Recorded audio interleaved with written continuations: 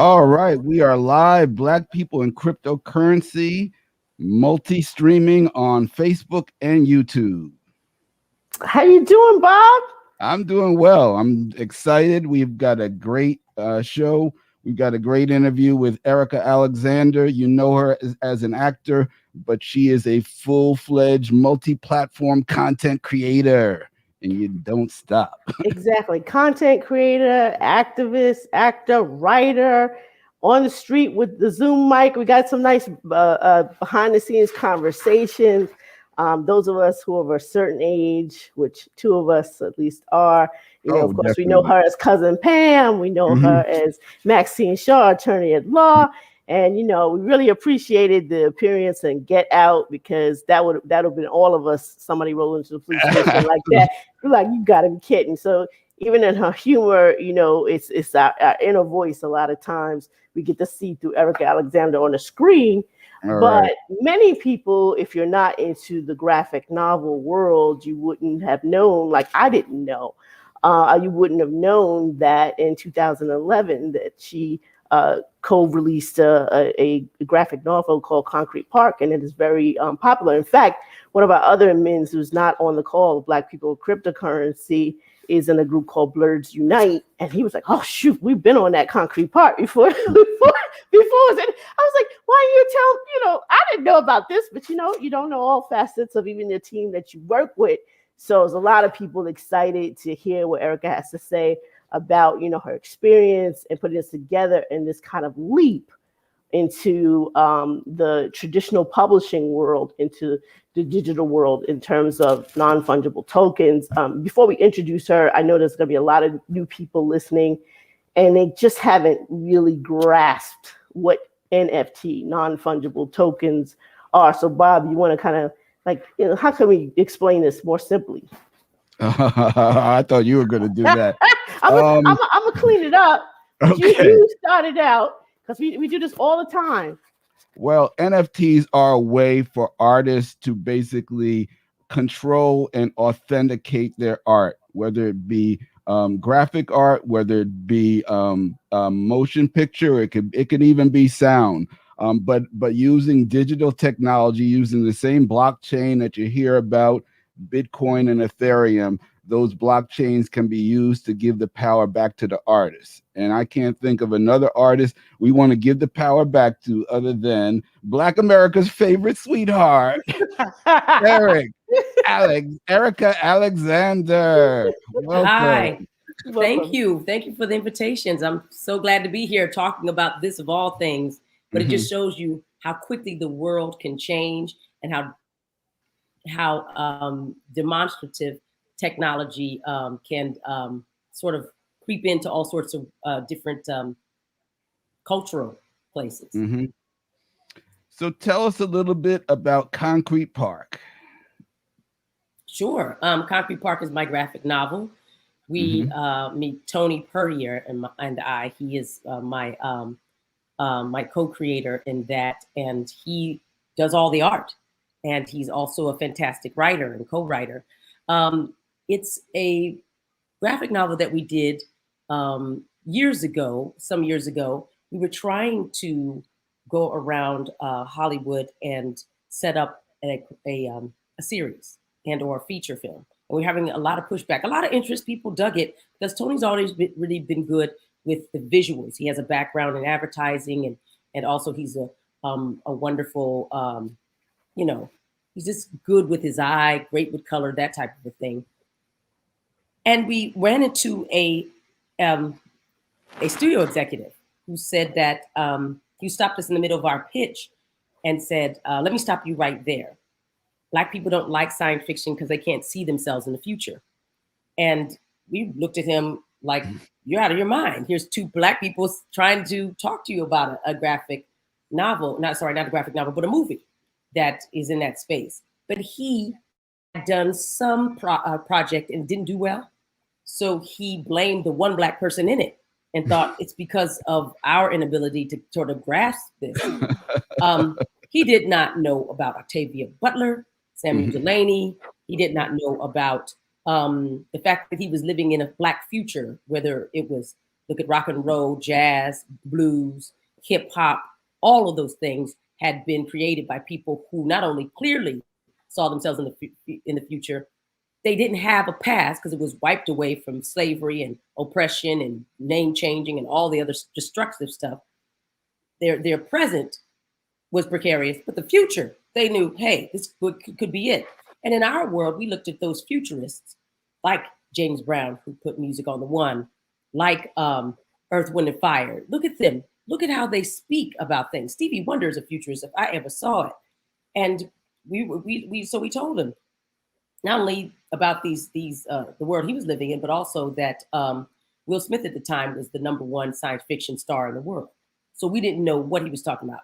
Anyway, we walked out of there very upset. And Tony looked at me and said, forget it.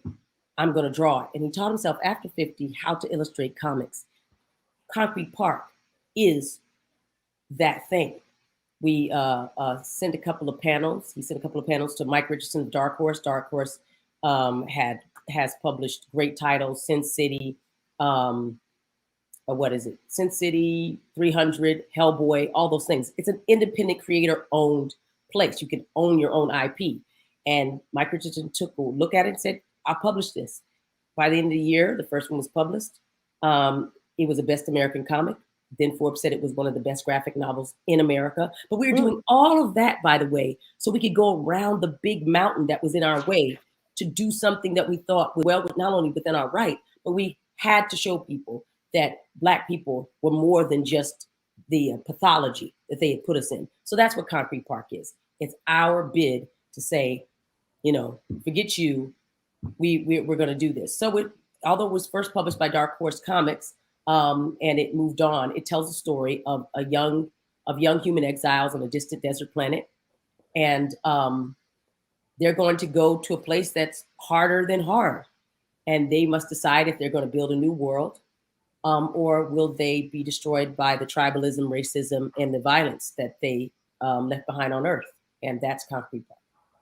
In hindsight, would you say that this was a better experience because you had to go the long way versus if it had, been finalized and let's go with this movie? I mean, what are some lessons that you've learned from taking this path? Well, we're here in this space right now, NFTs, because of it. Black people always, by the way, have to go the long way. I'm sorry.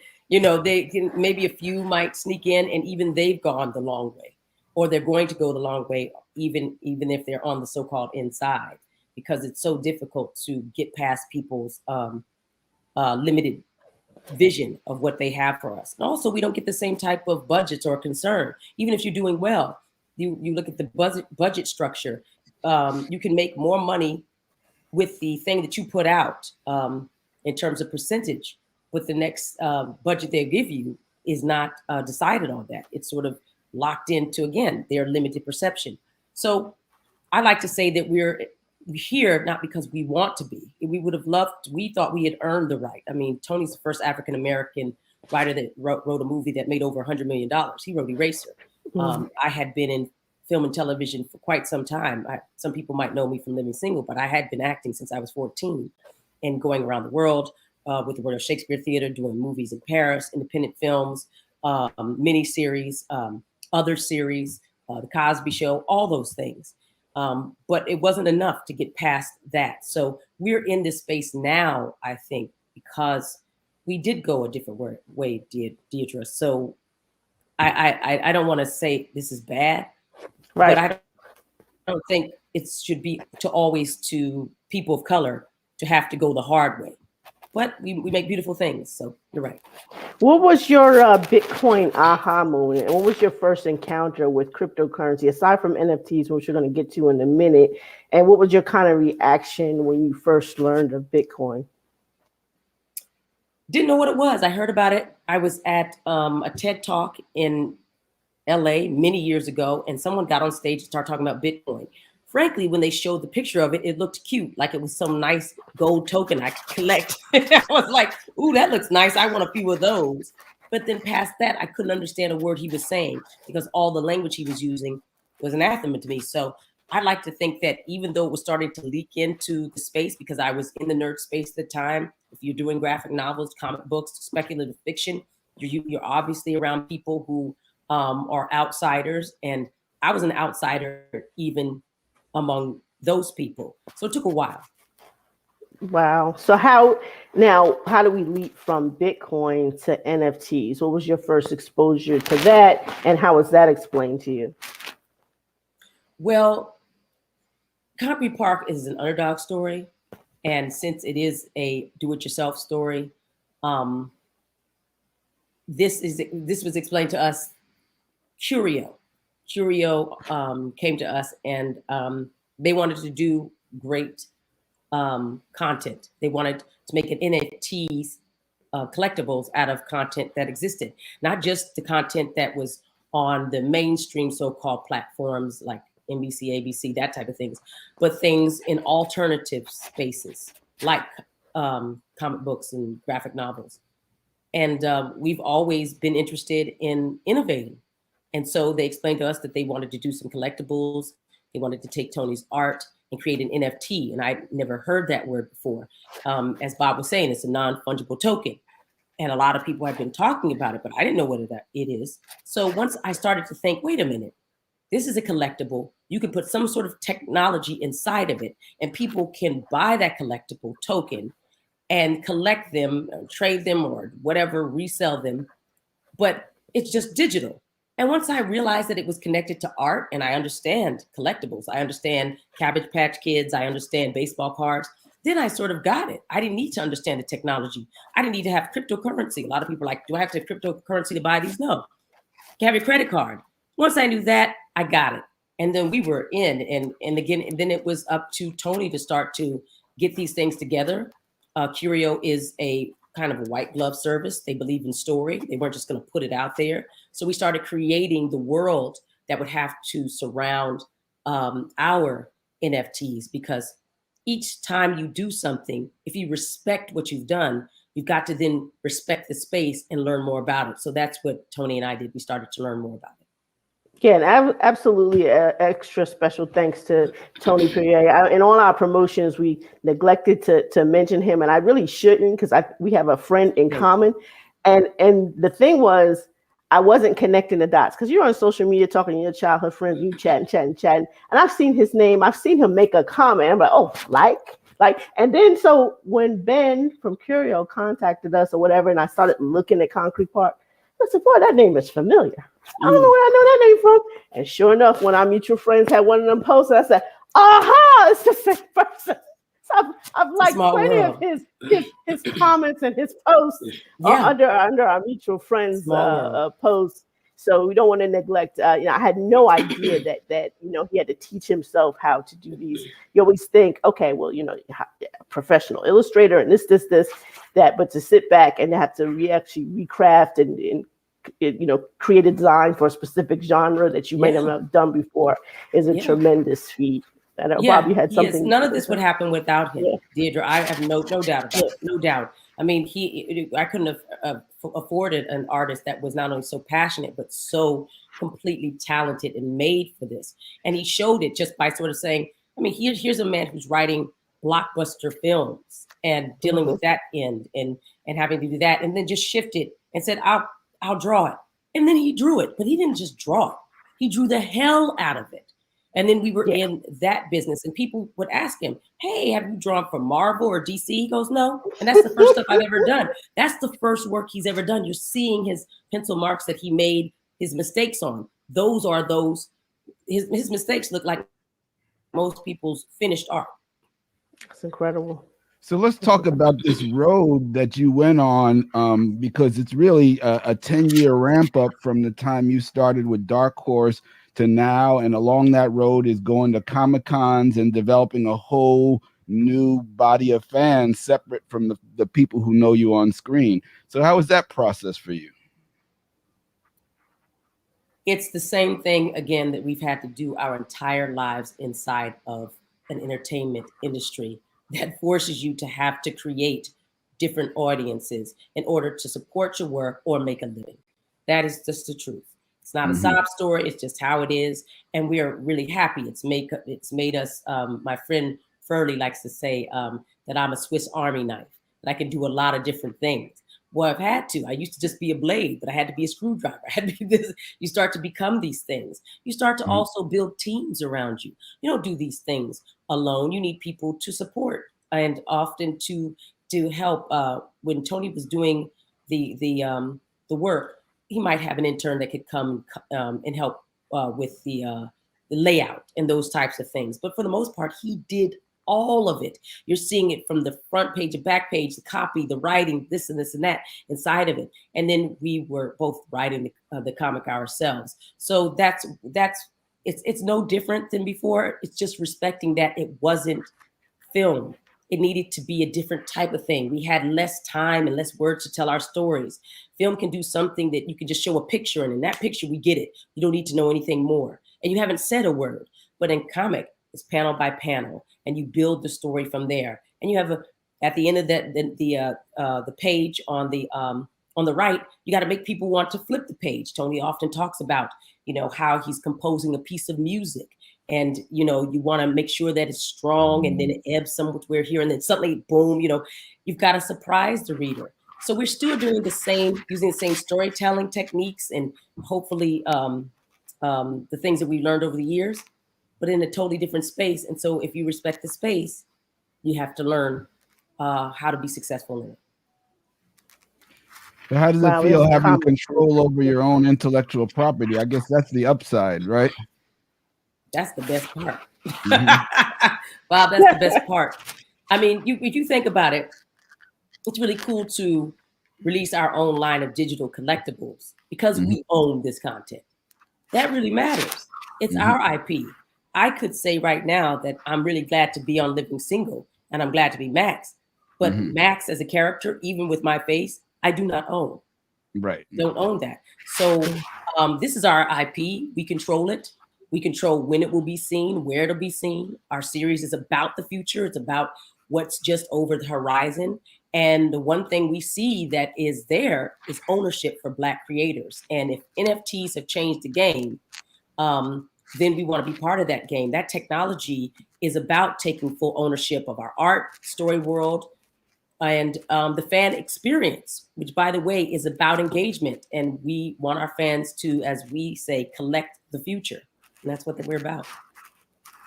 That is wow, great. were you surprised that the first two, what were the first two characters that have been released so far, and who's coming up next? And were you surprised at how quickly, can you give some background information? Because I understand it was very quick. You shared with us behind the scenes that some of the characters were released sold out. So if you could share in now instead of behind the scenes, what has transpired so far? Yes, our first characters are Luca, who is we call her the baddest bitch on the planet. And she was dressed in her trademark yellow and red skirt with her very voluptuous body. Tony loves to draw women in their full glory, and he doesn't skimp on the flesh, which I think people will enjoy. And he's really good with faces of color. Curves. Yeah, curves. And also the people look like body themselves. types. Absolutely. He's going to always serve it hot. But and then the next character was Lena, and Lena is a ghost, we call her. But Luca is a gang member. She's leader of the M80s on Concrete Park. So they're on a planet called Oasis. Let me set this up a little bit. They're on a planet called Oasis, and they live in a city called Scare City because everything's so scary and everything's so freaking scarce. And it's pretty lawless right now, and it's ruled with all these factions or gangs, if you will. And she has one of them. It's a girl gang called the M80s, and she's the leader of it. But she has these doubts about herself. She doesn't really think she's worth anything, and she wants love so much that a piece of her split off and created Lena.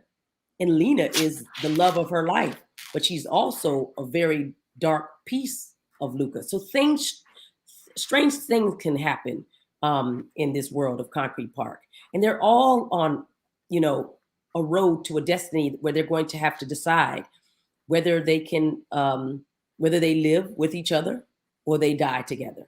And they're going to have to become something else. But in the meantime, Lena comes out of her. So Lena is this very sort of blue, glowing Black woman. And she was next. And Luca sold out like within a minute or so, a couple of minutes. And Lena was about 40 minutes or so gone. So we had Luca first at 150 collectibles available. And then Lena came in at 300. And they've both sold out. And very quickly, we're pleased about it. But we're trying to make sure that other people know about it so they can to start to collect too. So when they collect these, I was looking at the and Curio actually built behind the scenes technology for the nerds that are watching. It's built on Ethereum. And I was looking at some of the NFTs that were on OpenSea, which they haven't listed there, but you can go to Curio and actually buy with US dollars. So they somehow have a connection between making it Web 2.0, as we call it, which is use your credit card, use whatever means, gift card, and you can buy with regular US dollars. But they also have the technology that the crypto community is used to in terms of Ethereum. On the back end. And what I noticed is they said something about it's not just the art, but they're saying that there's some rewards or prizes. So in a way, you're kind of using these NFTs as a way to continually engage those who have made the purchase to become part of your community. So is there anything more you can kind of share with, why didn't you just do like just flat art? You got it and gone. What was the thinking behind that? Well, because as you say, non-fungible tokens, that's using crypto technology. And each art or collectible has a unique digital fingerprint. Now that fingerprint or the code that's in there is permanently encrypted and embedded inside of that product. And that acts as a ledger. If anyone knows more about it, they'll know more than I'm saying. But that ledger is the record or the history of the creation, the creator, and the buyer, and all future owners. There's something in art called provenance, and that has to do with rarity and value. And that's what people look for when they think that something is valuable. Where did it come from? Who owned it? What is it? Now, we can argue about whether that Picasso picture is a real Picasso, but you don't have to argue about these things. You will know because it's encrypted inside of it what that is. But here's the cool thing, and this is why creators and people are really excited about it, not just creators, but the industry itself. It also has figured out a way to compensate the original creator through each transaction. So for creators, this is the game changer. You can shop you can shop and purchase that NFT with a credit card. It now has your name, the provenance, it's connected to the creators originally. And if somebody else buys it, that owner is locked into that ledger as well. But the fact that that transaction also gives some of that sale back to the creator. Mm-hmm. Are you kidding? People were wondering how they could make a living in a digital world. If you were a creator, you could just snap something on cut it, paste it, and then you'd have almost the same looking thing, because to the eye, we don't know the difference between something that was put up there originally in a very high res, maybe based on something that's a little lower. Sure, as it gets lower res, you can see the difference. But for most people, they don't know. Same with songs and music. You don't know. This way, you can say, listen, this is the real thing. You can prove that you own the real thing. But more importantly, the owner is locked into the compensation history and record of it. That's why This you get excited about something. Black people. Game changer. Game changer for everybody. For everybody. But Black people especially. Everybody, absolutely. For everybody who's an artist, I should say, you're exactly right. For the first time, they're not having to worry about rights organizations collecting royalties for them. They don't have to worry about getting an accountant to try to audit whatever organization they have a deal with, because from film and TV, you are many steps away from the actual funds coming in and reliant on people to give you statements, and you have to go through hoops to account for them, and all that just went out the window. Yeah, it's a natural evolution, Bob. I mean, think about it. Art, commerce, ownership, compensation, but it's frictionless and it's Right. permanent. That's the future. And so if we think about the Impressionists, remember they Mm-hmm. emerged out of the need to survive and compete against photography and Yeah. photorealism. The Mm-hmm. Cubists, the abstract movement, they try to do Mm-hmm. the same. You think about Mm-hmm. Warhol and Basquiat and the graffiti artists. They're creating Mm-hmm. pop and modern art as a language, and that starts to cannibalize and co-opt like celebrity and consumer culture. Mm-hmm. Now digital art has elevated and transformed pixels into fine art or common collectibles, basic collectibles. The Mm-hmm. difference is that transaction has a permanent record. And because of crypto technology, which you don't need to understand, that digital palimpsest, that thing is in there and it exists to tell you the story of what you just bought is and it locks you in as well. Yeah, I think you understand it quite well. It's not as well as everybody needs to understand it. And I think Right. people are concerned about too much of the specifics. They actually understand this world. If you understood back in the 70s and you got a brand new bike and it had a serial number on it, Come you on. wanted to prove that you owned that bicycle. You filled out the little card and you put the number and you send it back to the manufacturer, and then you kept a record of the card. Now, that card, that serial number proved that you own that bike. So whether you lost it and somebody found it and Excellent. said it was theirs, no, it's mine. This is the same thing, only the serial number is replaced by a blockchain number, which we call a hash. That's But right. when Okay. you have Okay. created the NFT, you are assigned a unique number equivalent to a serial number. They just call it a hash, a different name, and it's a longer set of numbers or whatever. Mhm. So as the creator, you get that number. And then when you're trying to exchange it and send it off or whatever, that number, those, even if you take that same number and assign it to a group, a limited edition, it's still saying that this is the true thing. This is the real thing. Anybody else has a copy or whatever, they have to prove that they have the number that connects the dots to this mapping of these reselling of things. So people understand it. They're Yes. just not used to it. They just kind of react. Oh, computers, technology, I don't know. These people who created this technology understood how they were doing things in the physical world. And they said, well, how can we replicate this in the digital world and have a computer network automate this and do this? And a computer network that isn't owned by a specific company. A whole bunch of people throw their computers in, but we still need this alphanumeric identification that proves that this is something that somebody put out and then that they're transferring it on to other people. So when I hear you speak about it, just stop saying it. You understand it. No, You understand it. Thank you. You're very kind. I think that I can understand the story of art history. Mhm. And if I look at that and say everything has to move forward and evolve, and it was just a matter of time that somebody was going to figure out how to lock that in. And the fact that you could say, as you said, you get a bike, you get a serial number. Somebody just said it was like super royalties, and that the transparency of this, another of your audience members said, would scare the hell out of opaque Hollywood. Yes. Mm-hmm. Yes. Right. But it's Yeah, time because it is. all those companies, they're creators, comic book creators who never got much of anything from their creations. They Right. created billions. They never went back and said, you helped build this. Here's proper compensation. We can't give you everything, but we can give you this. And so I believe that however this is going to move forward, and it can start to bring in the people who are most marginalized, and they can start to have generational wealth, it's time.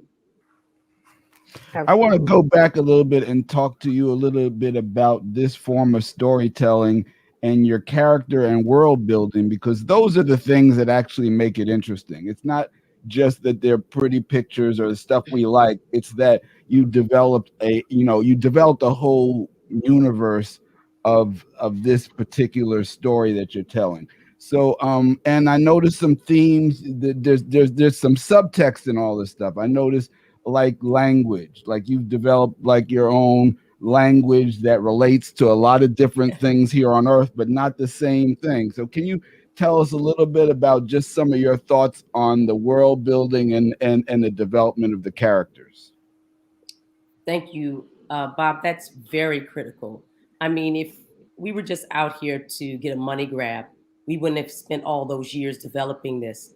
Mhm. Tony wouldn't have spent all those hours, hundreds of hours, days, nights, months, you know, with his back tired and his arm and doing a mouse at first. He didn't have a Wacom, you know, creating art and drawing, you know, and making the lines good because we wanted to tell a story.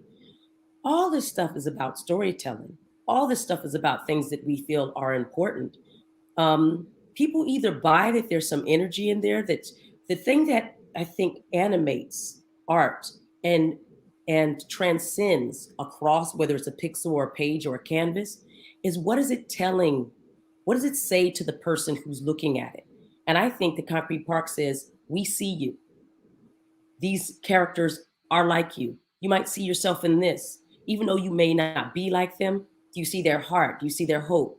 Do you see their pain? Do you see the fact that, you know, that could be a part of the future that we're living in now? By the way, when you're talking about something told in the future, it's always about now. Always. If you look at Star Trek, he wanted to tell the story about how could we get along with other people. So he put together a crew that was made of all the different types of cultures that we see here on Earth and sent them to go to so-called alien worlds. But they are the alien. Let's get this straight. Every time they meet a new person out there, they are alien to each other. But they must boldly go where no man has gone before. They have a prime directive not to interrupt and or hurt anyone they see. That was the 60s when Gene Roddenberry created that, because that's what we were dealing with. And we were shooting each other and killing each other. And it was horrible, just like it is now. So that's what Concrete Park is about. It's about a future world that's very much like the world we're living in. When we created it, we had just come from a time where cities were inundated with a lot of drugs and mass incarceration had taken place and people were just being disappeared off the streets. When we meet Isaac, that's exactly what happens to him. He's in a fight with his rival, Boza, and his sister ends up getting killed. But they both, Boza and Isaac, get sentenced from the government on a secret trial to transportation. They don't even know what that is, but when they wake up, they find themselves on a transport, chained. And when you see the chains, they remind us of what? Slavery. Chained to going to another planet, just like we were. And when they get there, as they crash, the transport crashes, a whole new world opens up. And it's a world dog eat dog. It's rough. But we were very influenced by a film that we had watched, City of God, and the world and philosophy of Frantz Fanon, the Wretched of the Earth.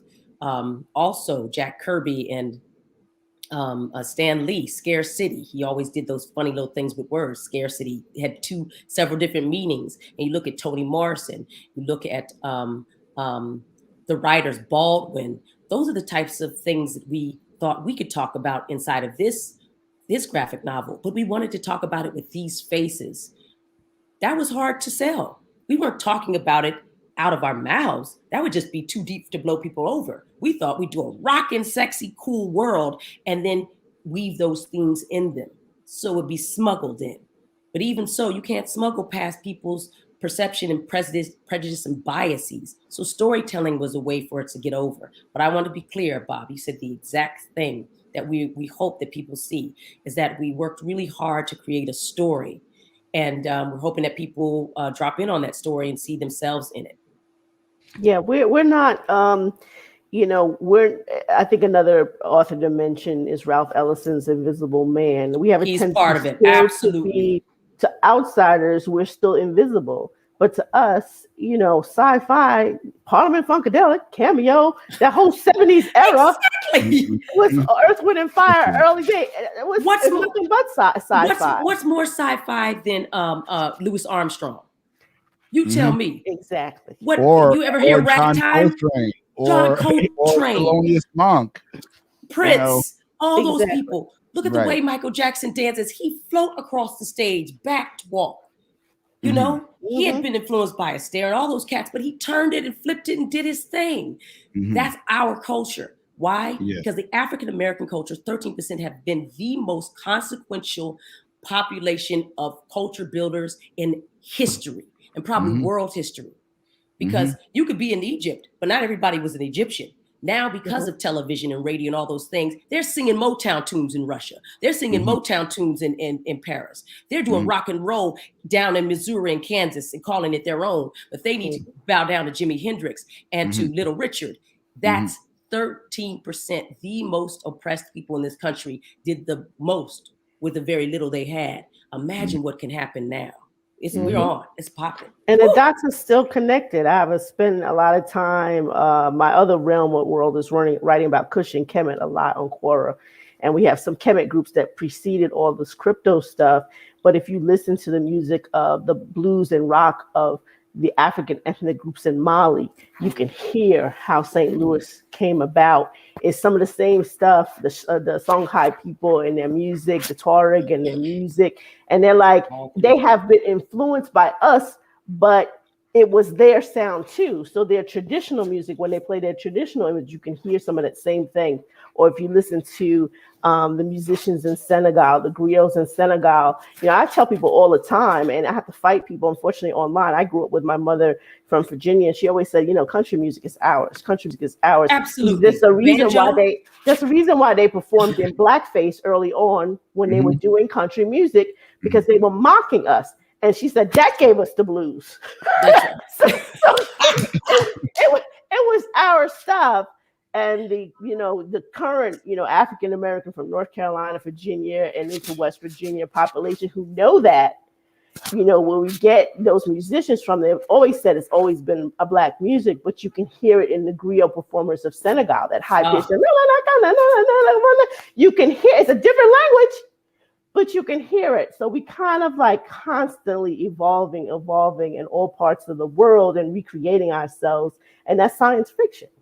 That's science fiction. And look at our skins. By the way, when we first started this, before anybody was here, y'all, I just want to say that Bob and Deidra were talking about the fact that we were talking about slavery and the different sort of DNA and genealogy and that type of thing. And we were talking about the slave ships and how they packed different tribes in so they couldn't communicate with each other. That's partly what you're hearing too. You're hearing that mashup.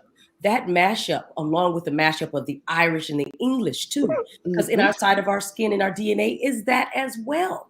We had to incorporate all of those things and then spit it out. One of our core things that we say, if Star Trek is boldly go where no man has gone before, we say the past is painful, the present precarious, but the future is free. That's Concrete Park.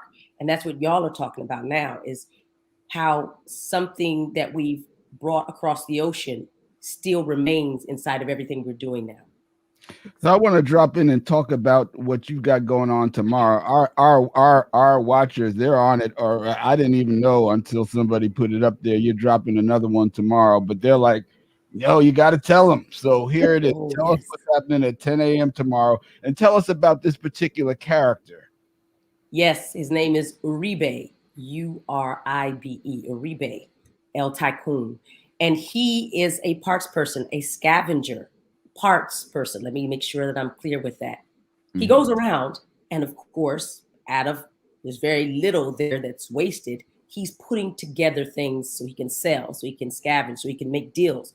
But they've also found a way in this world to get parts of bodies and remake their own selves. So when you see Uribe, look at his hands and his arms. They're metallic, and they're whole nother thing. They look like they've been made out of God knows what he's picked up.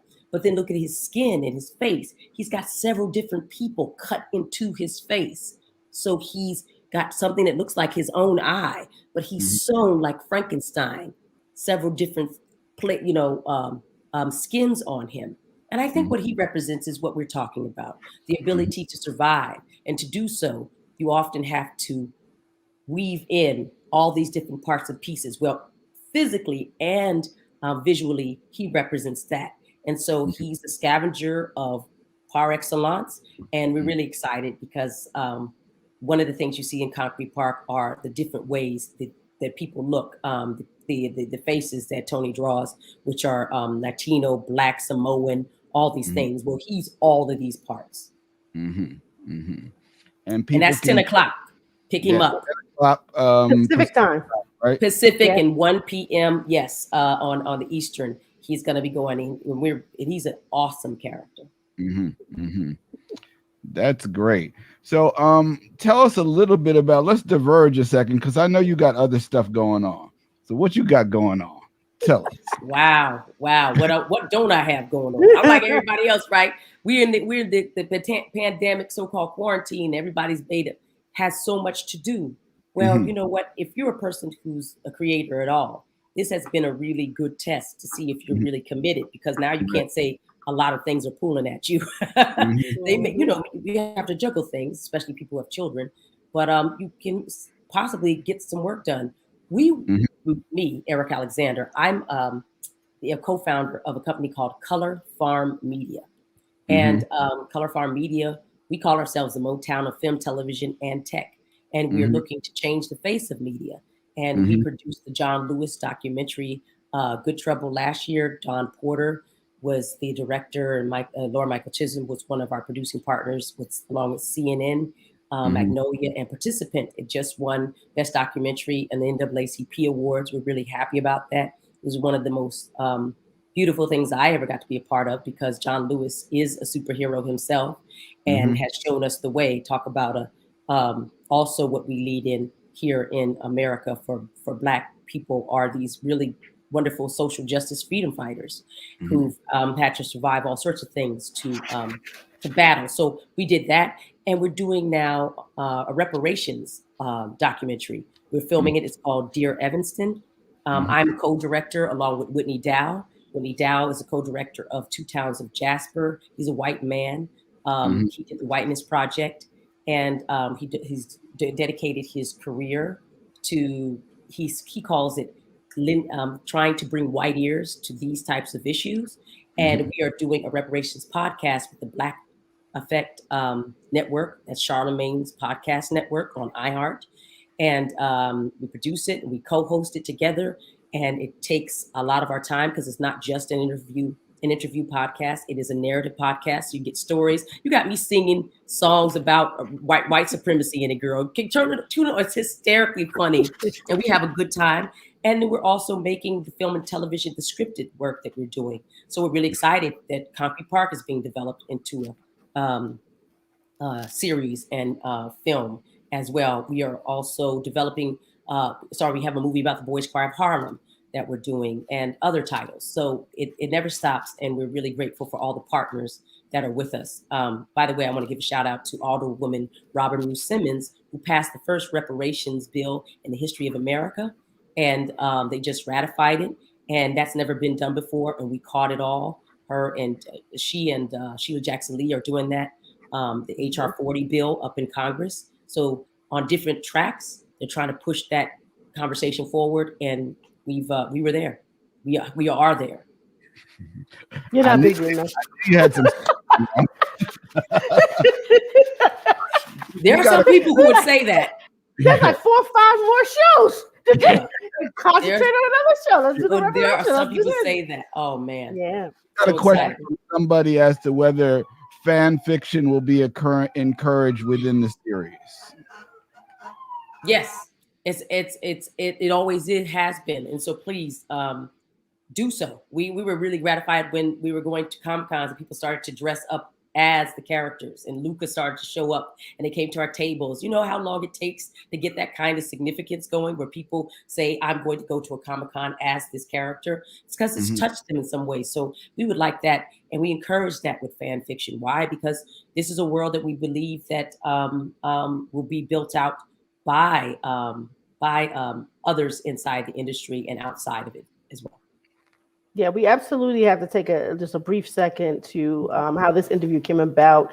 Is another admin of our group, Eduardo Jackson, who has his own blockchain party project called Cinema Draft, introduced me to Ben Arnon by email. We had put, Eduardo, we had put his comment up earlier today, and Eduardo never gives a heads up. He does these long email introductions, and every time I get an email, my inbox is full, like everyone is full. I said, oh, Eduardo sent something by email that he didn't text. It's important. So I'm looking, and I'm like, graphic novels? What?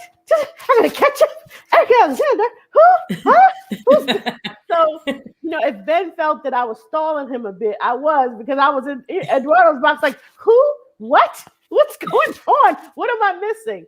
And so that kind of came about organically. But if you could share a little bit more about Color Farm Media and some of the, and I know you shared the different works you're working on, but I think that's also tied to Curio as well, because I think he's a founder of that as well. So you've had, seem to have formed a nice little network of people. So if anybody else you want to acknowledge that you haven't acknowledged between Tony and Ben, now's a good time to kind of. Yes, I have to acknowledge. Thank you for giving me that opportunity. There's so much to do in any short time when you're talking about something that has so much chewy dialogue around it. But Ben Arnon is truly a force of nature.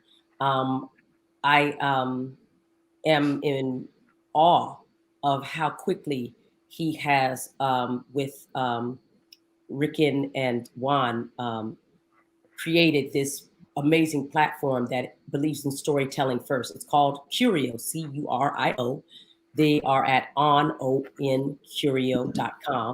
That's where you can find our NFTs. And we got a chance to partner with a leading NFT marketplace. We're dropping the limited editions with these unique collectibles, but we wouldn't be doing it without Ben sort of saying, we believe in this, and we need to show up front the world that this type of content deserves the same white glove treatment as any other content coming from NBC, ABC, and all these other places. And we're going to show them that they all belong in the same space. That right there is, by the way, a very psychological change, but you need the people in place to do that. And I think Curio has shown also how it needs to be balanced. You have to learn. Remember, I said we had to learn the space of comic books. Then we had to learn the space of NFTs. They have to learn Concrete Park. They have to learn how to speak our language. They have to learn, what it's about. They have to start to ask questions, and they have a whole amazing team that's doing that. And they're working day and night. I mean, we get questions all the time. We get all these things that come at us, and we're up for the challenge. Luckily, we can keep up. But there are, not playing. So when you see the videos that we filmed and those types of things, it's because they ask the questions. What does Concrete Park look like? Who are we talking to? What type of audience has been interested in this space? We know what we love about it, but what do you love about it? What do you want to say about it now? They're asking those questions. So Curio is outstanding. And I think that a lot of different platforms are popping up. But for us as storytellers, we believe that you can't just go anywhere. And we didn't just want to toss something out. We wanted to have somebody who cared about it. So the VIP treatment is there, and we're glad for it. We also see that they did that with American Gods. American Gods was an amazing rollout, beautifully done. And so we think our release, we look forward to the series being a hit. It's already been a hit for us, and we were gratified. But around the hype, it's hard to talk about these things. But if you start to see what's really good and beautiful about it, and start to see the partnerships that are developing with the newer companies that are coming in, then you can start to see that there's a real dialogue between creator and the industry. That has never happened. Mm-hmm. We're locked together. And so shout out to Curio, shout out to obviously Tony Puryear, everybody at Curio who gets on there. Ben Arnon is a star of stars, and he is not playing. So I'm glad to be obviously partners with him in both spaces. All right. And Bob, I think you had something queued up to show. As a matter of fact, I've got your trailer. So we're going to take a look at the trailer here for a second, and then we're going to come back. And we're also going to remind people we're only around here till 7:00 p.m. Eastern time, but we're going to do another half-hour bonus time on Clubhouse with Erika. Black people in cryptocurrency, NFTs. It's going down. Don't miss it if you're on Clubhouse. If you're not on Clubhouse, don't worry. We might come back and do it on Twitter, but that'll be another time. So let's take a look at their trailer.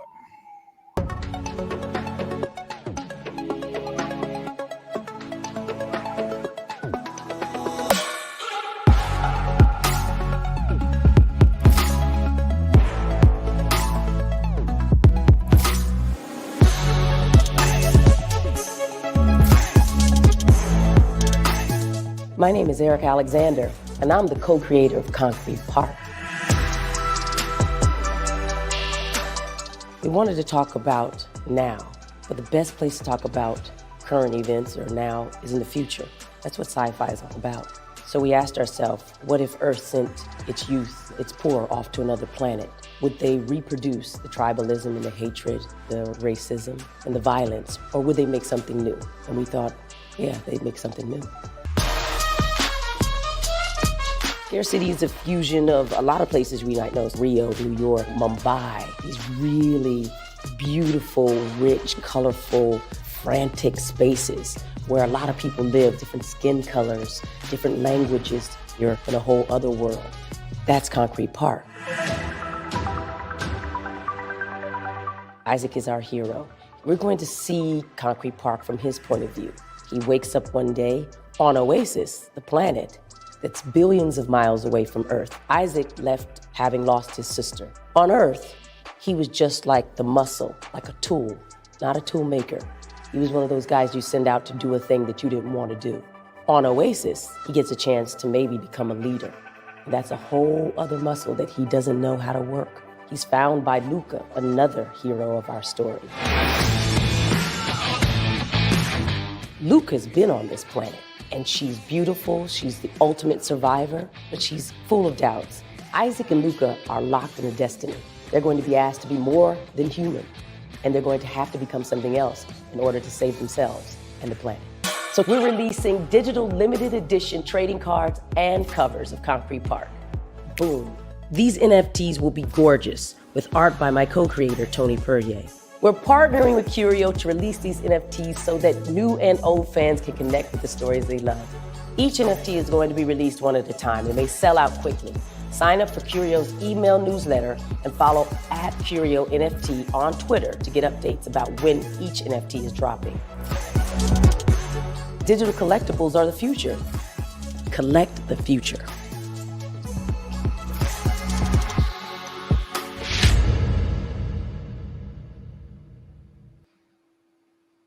Yay!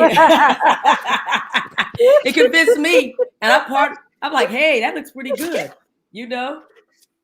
Hey, Ben said, he believed that creators of color would build the future, and that's partly why he approaches us and said, hey, let's see what we can do in the, with that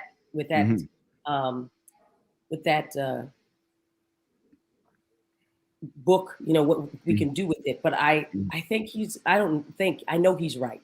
This is a new world. And so when I get excited when I see stuff like that, because I go, it took us a while to get here, know, and I'm always surprised to turn around and see where I am the next day. But this is a big deal. One thing that we don't talk enough about also about graphic novels and comic books is the effect that literacy, especially among young Black males. I've found, and in my own experience, I was a comic book head growing up, and everybody I know who was a comic book head got this love of reading, from, these graphic images with dialogue together, and a love of storytelling. And it's really just a great medium to ground yourself in some interesting stories, be able to set it however you want. You don't have budgetary concerns. You can make the world as big as you want to be on these two-dimensional panels and start the process of the story. And you've just done this great job of creating this world and these characters. I still want to know what's up with the barcodes underneath the eyes, That's the secret of Concrete Park. Because I don't know if did you see Luca doesn't have one. I did see that. I did. Yes, I did notice that. Yeah, I got my Just start to eyes look on at this. who has one and who doesn't. Right. Okay. I'm feeling this. Yes, young Black men in space, young Black men taking ownership and knowing, Isaac is there on there. He was a tool, but now he can be a tool maker. He was the muscle, but now he can be the strength. He could be the in a leadership position. It's about reassessing your life and reinvention. And what if you weren't yourself, but you were somewhere else, that you were pretending to be something that you were not, but in a different space, you become who you're supposed to be. We want to talk about reinvention. I think for many years, and this is just speaking to the Black existence, One of the things we try to do with Color Farm is we say we want to rebrand Blackness. All these years, Deidra, you talked about your auntie or your mother talking about the minstrelsy and how they sold us like that as shiftless and all this and I'm a coming and all that. That was ludicrous because if you were lazy and late or any of those things, you would get killed back in those days. So that started to sort of leak in, and we started to even in our own language say CP time, color people time. But we take the early bus and the late bus. We need to start to see the reinvention needs to start to reshift and see ourselves in the front. So Bob, to your point about young Black men, especially and young Latino men, to say, are you you have a uniform on? Do you really belong to that tribe? Or who are you really supposed to be? Because if you were in your space where they took, that space, who would you have been? You probably would have been a warrior in a leadership position. You probably would have been a protector. All these things that now find they're in you, those gifts. We want to ask those questions. But inside of this is a Western, a very simple Western. There's a town, and then there's some bad guys, and they either go save the town or they ain't. Yeah, well, these stories are very African. The older stories coming out of the Nile Valley, all of that stuff from ancient Egypt and stuff like that. The good, the evil, who's going to win? What's the sacrifice? We just keep replicating these stories over and over again because they're lessons in the story. And those lessons, help us get through the workday, dealing with a boss, or dealing with, if you're a child, dealing with a teacher. If I say this, what are the repercussions? Am I willing to accept those repercussions for the greater good? Or am I, I just need to get past this because I got to get around. So through art, we recognize a lot in ourselves. So hopefully this piece in Concrete Park and everyone who's collecting them and become more engaged in the community that's built will actually result in that movie, but actually be more meaningful than had the original path occurred. I'm confident it will. Thank you. And I just want to give more shout outs, and I can't say enough to Tony Puryear, who has that background as a storyteller and really did reinvent himself to do this. He's a staff writer. He was a staff writer on Queen of the South, season 3, still doing those things. He's still writing. He's still, doing, the world building, and he is a world builder. But I think one of the most beautiful things about him is that he never really limited himself around how people may perceive him and what he was able to do. And so this multicultural series that has really a lot of his DNA in it is an expression of what we can be when we start to decide that we are more than what we are on the surface. Absolutely. So we're in the final minutes of this. We're reminding people you can join us live on Clubhouse directly following this live stream. And if you came in late, hey, go back and play the tape from the beginning because you can hear all of it. And there was a lot. There's a lot happening here, and you want to be a part of it. Once again, reminder that tomorrow morning at 10 a.m. Pacific and 1 p.m. Eastern, there's another NFT that's dropping. Hold on, I want to come up with it. I got so many comments here that I got to scroll through to find out the one. Here we go. Tomorrow, 10 a.m., you want to go to oncurio.com/concrete-park-scarcity-city-uribe. You can also go on my Instagram. You can also go on Curio at Curio NFT on Instagram, and they'll tell you where to go. All right. As a matter of fact, I forgot to do this, but I want to give people an opportunity to know where your Instagram is, and I have that somewhere here too. And while he's fiddling with that, we definitely want to remind people that this is going to be archived on our YouTube channel. So those people who could not make the live stream, definitely share it with your friends and families, especially a lot of young people, and let them know that they can watch the rebroadcast. Yes. All right. So this has been Black People in Cryptocurrency on Facebook, on YouTube. We're on as many channels as we can get. We're trying to use this technology. We got that same spirit that Erika's got. It's like, let's use these tools Let's tell our stories. Let's tell our narrative, and let's make things happen. Please, if you have not signed up to Black People in Cryptocurrency on Facebook, you want to join it. We pride It's free. ourselves. Yeah, it's free. It's No free, charge. but it's free, but it's valuable. So there's a lot of free stuff, but if you want to get valuable information, you definitely want to follow us. Free to them, but it costs you because you have your It's time no and your. cost. It's a labor of love. We've got to pull people into these meetings. But absolutely, and I say and those labor of loves. We appreciate that you put that there for us, and thank you for the invitation. This was wonderful. Well, thank you, and thank Ben for reaching out. Tell people to do it. Thank you. See you on Curio, y'all. There's, by the way, Uribe's tomorrow, but there'll be a few more coming, and you can go and look and see which ones are next. Mm-hmm. All right, if you're on Clubhouse, come see us. Oh yeah, by the way, you mentioned the bonus. We forgot to say you collect a certain amount and you get a bonus one. And so, but they're only to people who have 3 or so. So, go and see a collection. That's right. That's right. And thank you so much for all your audience and the great questions. And I've been looking at what people have been saying. And I really appreciate your support. I appreciate your support as an actress, certainly as in business and entrepreneurship, but also as a creator. Thank you so much. It does. We don't take that for granted. Absolutely. All right. Have a good evening, everybody, and come see us on Clubhouse.